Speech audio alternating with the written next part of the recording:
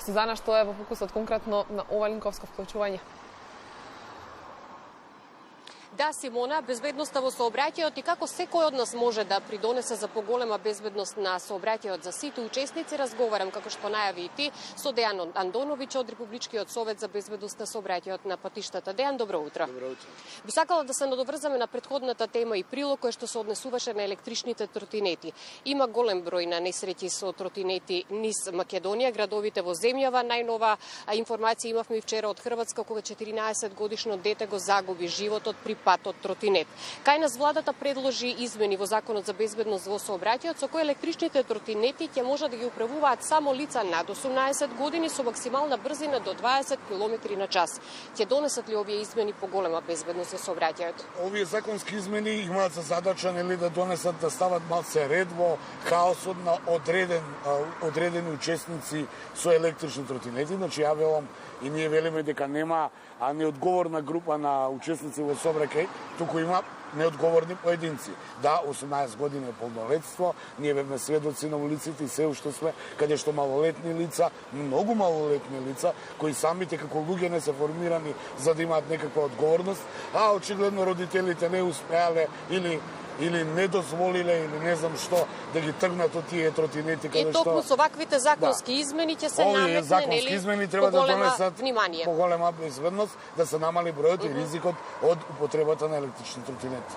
Веќе раздвижено низ улиците на главниот град, иако е летна сезона, можеби не е толку голем сообраќајниот метеж заради летните одмори, сепак имаме сообраќај низ улиците, а во летниот период секако сообраќајот е поинтензивен со оглед на тоа дека голем број од граѓаните патуваат и на подолги релации. Па би сакала да ве прашам кои се најчестите ризици што ги забележувате на патиштата овој период, но и кои се клучните пораки на овогодинешната летна кампања Вози одморен на РСБСП? Самото име на кампањата вели Вози одморен и укажува на една од главните причини на во овие летни периоди каде што има ризик од сообраќајни несреќи, одмореноста, значи заморот е една од најголемите ризици и најчестите појави кај оние лица кои одат на подалечни дестинации. Затоа ние секоја година имаме летна кампања во ова време за да ги подсетиме сите учесници во сообраќај да пред да тргнат на пат бидат концентрирани, одморени, техничка исправност на возилото, лицата кои возат на подалечни дестинации на 2 часа, барем 20 минути да одморат, да запрат на некој од бензинските пумпи или каде што има место, да се освежат со ладни напитоци, се разбира. Алкохол не, се разбира неприлагодена брзина не. Техничка исправност на возило и повторно ќе кажам, ние обично имаме фама зимно време да кажеме дека ризикот временските услови може да донесе до сообраќајни несреќи, да, но и летото исто така како и зимото може да предизвика опасност бидејќи високите температури и статистички гледано летно време имаме поголем број на сообраќајни несреќи одошто зимно време. Покрај големиот број на мерки, законски обврски и апели до учесниците, на сите учесници во сообраќајот, сепак имаме во одредени случаи намалена безбедност и сообраќајни незгоди во кои за жал имаме и човечки жртви.